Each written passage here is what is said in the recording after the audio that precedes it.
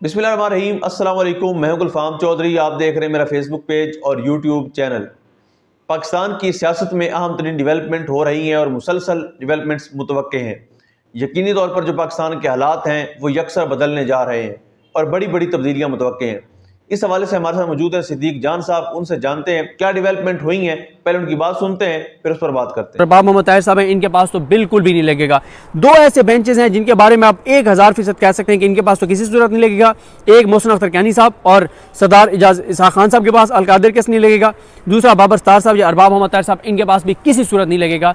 बाकी बेंचेस के ऊपर इम्कानात हैं। बाकी आमिर फारूक साहब हर केस खुद लगाते थे अपने पास, अब वो नहीं होंगे तो उनकी जगह सरफराज जोगर साहब हैं, तो सरफराज जोगर साहब के पास मोस्ट प्रोबेबली ये केस लगा दिया जाएगा। आज के हवाले से मैं आपको बता दूं कि आज दो जजेस, जिस तरह से आपको बताया कि खादिम सोमरो साहब और सरफराज जोगर साहब, इन्होंने ये अदालत में आके बैठे। इनके सामने कॉज लिस्ट में एक तो मतुल्लाह जान साहब ने भी ट्वीट किया और एहतशाम कैनी साहब ने भी बताया कि एक ही चैम्बर के 3 केसेस, एक ही केस इनके पास लगाया गया था। अब इसकी, और वो जस्टिस रिटायर्ड शकूर पराचा का चैम्बर है, जस्टिस रिटायर्ड शकूर पराचा जिनको लगाया गया, ट्रिब्यूनल का जज लगाया गया है, जो एक रिटायर्ड जज के तौर पर। उसके अलावा जो आज हुआ ये कि जो सरफराज डोगर साहब हैं, उनकी कोर्ट के हवाले से जो हमारे दोस्त हैं जो वहाँ पर मौजूद थे, साकिब बशीर साहब, फैसल अब्बास खर साहब या आलिजा या दीगर दोस्त जो है एहतशाम कैनी साहब या हुसैन चौधरी साहब, जो उस कोर्ट रूम में मौजूद थे, उन्होंने जो रिपोर्ट किया वो आपके सामने रख देता हूँ मैं, क्योंकि मोहसिन अख्तर कैनी साहब की अदालत में था, उसके बारे में भी आपको बता देता हूँ। तो साकिब बशीर साहब कहते हैं कि इस्लामाबाद हाई कोर्ट में जस्टिस सरफराज डोगर के कोर्ट का आगाज़, अदालत का आगाज़ तिलावत कुरान मजीद से हुआ और उसके बाद जो डिप्टी अटॉर्नी जनरल हैं अब्दुल खालिक थिन साहब, उन्होंने बताया कि मैं लॉ ऑफिसर हूँ और मैं आपको वेलकम कहता हूँ। और उसके बाद additional attorney general Munawar Iqbal Duggal साहब जो हैं, उन्होंने भी उनको खुशामदीद कहा और एडवोकेट जनरल ऑफिस से भी सरकारी वकला ने उनसे अपना तारुफ कराया और उनको खुशामदीद कहा।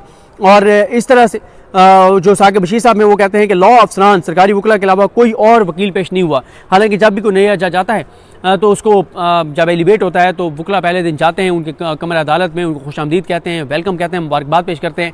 और जब ये दो जजेस ने हलफ उठाया था, आज़म खान साहब ने और इनाम अमीन मिनाज साहब ने, उस दिन भी हमने आपको रिपोर्ट किया था कि उस दिन भी तवज्जो का मरकज़ ये दो जज नहीं थे, बल्कि उस दिन भी तवज्जो का मरकज़ जो है वो 6 जजेस थे। वो जो ख़त लिखने वाले हैं सब उनको जाके मिल रहे थे, वकला उनसे जाके मिल रहे थे, मीडिया उनको ढूंढ रहा था कि उनसे बात की जाए और उनसे पूछा जाए कि वो क्या सोच रहे हैं, क्या देख रहे हैं। और आज भी बहुत से कोर्ट रूम्स में हमारे रिपोर्टर्स जो हैं वो वहाँ पर मौजूद रहे कि क्या कोई जज को ऐसे रिमार्क्स ना दे दे इन जजेस के आने के हवाले से, क्योंकि जो 5 जजेस हैं उन्होंने ख़त लिखा था, नाम 7 का था, दस्तखत 5 के थे और उन्होंने अपने ख़त में बहुत ज़बरदस्त 2-3 पॉइंट्स उठाए थे।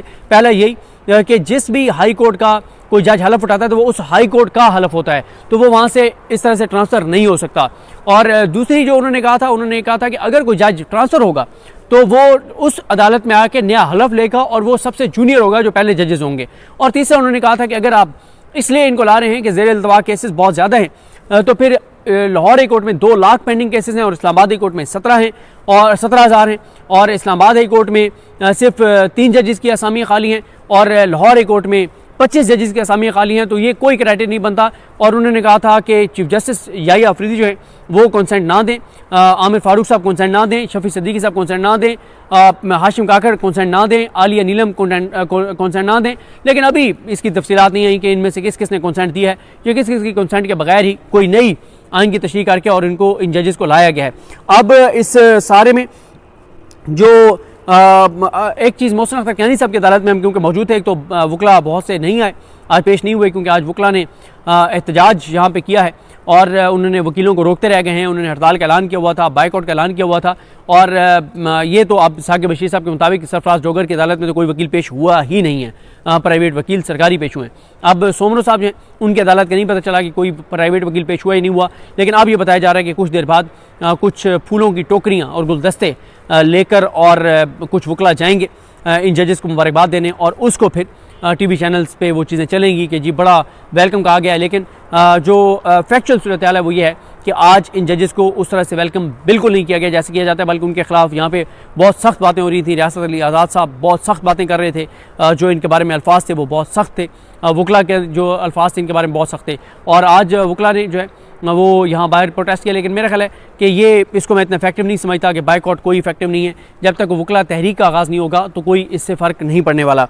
और इसी तरह से जो मोहसिन अख्तर कैनी साहब हैं उनकी अदालत में क्योंकि बहुत से वकला पेश नहीं हुए, तो एक जो है वो जो वकील पेश नहीं होते गए वो तो वैसे सिंपली एडजर्न करते गए हैं, समाअत उसकी मुलतवी करते गए हैं बगैर किसी कार्रवाई के। लेकिन एक साइल जो है, एक दरख्वास्त गुजार जो है वो रोशना पर आए, उन्होंने कहा कि जज साहब मेरे वकील साहब आए हुए हैं, लाहौर से आए हुए हैं, लेकिन क्योंकि वकला ने आज हड़ताल का ऐलान किया हुआ है तो इसलिए वो पेश नहीं हुए। तो फिर यही चीज़ मोहसिन अख्तर कैनी साहब ने अपने ऑर्डर में लिखवा दी है कि जो दीगर हाई कोर्ट्स से इस्लामाबाद हाई कोर्ट में जजेस का ट्रांसफ़र किया गया, इसके ऊपर इस्लामाबाद की तंजीमों ने स्ट्राइक कॉल की हुई है, जिसकी वजह से इस साइल का, इस दरख्वास्त गुजार का वकील पेश नहीं हुआ, तो हम उसके इस कहने पर, उसकी ये वजह बताने पर हम इस केस को एडजर्न कर रहे हैं अगली तारीख तक। तो उन्होंने फिर ये कहा भी से कि जो कुछ आपने कहा है वही हम लिखवा रहे हैं, क्योंकि आपको पता ही है कि आजकल मोहसिन अख्तर कैनी साहब जो हैं उनके हवाले से बड़ा बताया जाता है कि याहिया अफरीदी साहब बहुत नालां हैं कि उन्होंने जो तकरीर की 26वीं आईनी तरमीम के हवाले से और जिस तरह के वो रिमार्क्स दे रहे हैं। तो ये है जनाब सूरत हाल। आज सिक्योरिटी बहुत ही ज़्यादा सख्त थी,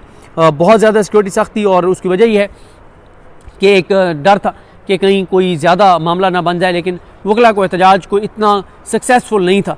ज़ाहिर है उनका दावा यह है कि हमने बड़ी कामयाब स्ट्राइक करवाई है, लेकिन मैं इसको इतना कोई कामयाब नहीं समझता, और ना ही कोई इतनी गर्म जोशी थी। हाँ, रियासत आज़ाद साहब की गुफ्तगू बड़ी दबंग थी, सख्त थी, लेकिन वकला ने उस तरह से प्रोटेस्ट नहीं किया जिसको आप सक्सेसफुल प्रोटेस्ट कह सकें।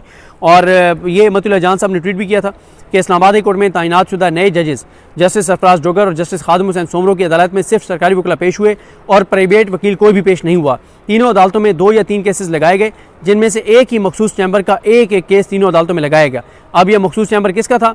ये था इस्लामाबाद। ये एहतशाम कैनी साहब ने ट्वीट किया कि इस्लामाबाद के 3 हलकों के लिए बनाए गए election tribunal justice retired Shakoor Pracha के बतौर वकील 3 क्लाइंट्स का एक केस दूसरी हाई कोर्ट से इस्लामाबाद हाई कोर्ट में ट्रांसफ़र होने वाले तीनों जजेस की अदालतों में पहले ही रोज़ इत्तफाक़ी तौर पर लग गए।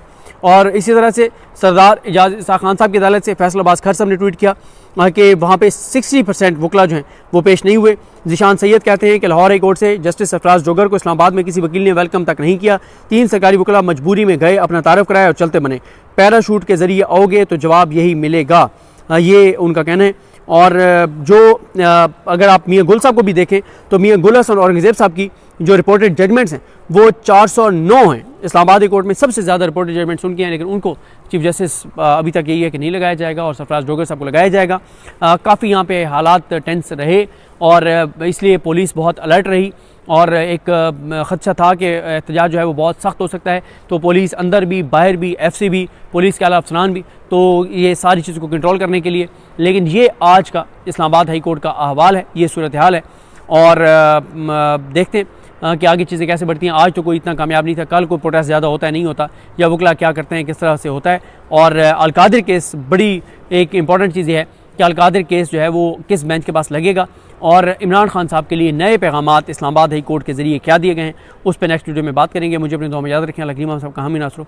अल्लाह हाफ़िज़। जी बिल्कुल, जिस तरह से आपने सिद्दीक जान साहब को सुना कि आइंदा आने वाला जो हफ्ता है, ये चंद दिन है, ये पाकिस्तान की सियासत में कितने अहम हैं और इसमें जो पाकिस्तान की सियासत है उसमें कितनी बड़ी तब्दीलियाँ मुतवक्के हैं। अल्लाह पाक वतन अजीज़ का हामी व नासिर हो। पाकिस्तान जिंदाबाद।